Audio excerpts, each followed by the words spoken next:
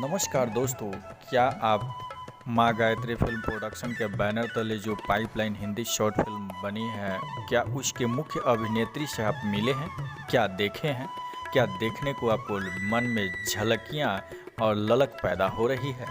जी दोस्तों, हम जानते हैं आपके मन में उठ रहे इन सवालों को, तो बिना देर किए हुए आपको ले चलते हैं और दिखा रहे हैं। यही है तारा रानी, जो कि पाइपलाइन में मुख्य अभिनेत्री के रूप में किरदार को निभाया है। और पाइपलाइन एक हिंदी सामाजिक पारिवारिक फिल्म है जो अपने बच्चों के साथ हम और आप बैठकर देख सकते हैं और अपना मनोरंजन कर सकते हैं। साथ ही यही है तारा रानी। आप दिल थाम के बैठिएगा, जरा देखिए कैसे कैसे सुंदर सुंदर मनमोहक दृश्यों को हम आपको दिखा रहे हैं। तारा रानी का फुटेज जो कि ये पाइपलाइन फिल्म से ही लिया गया है। तो दोस्तों, कैसी लगी हमारे तारा रानी जी? बने रहिए तारा रानी के साथ और हमारे चैनल को सब्सक्राइब करें और ज़्यादा से ज़्यादा शेयर करें।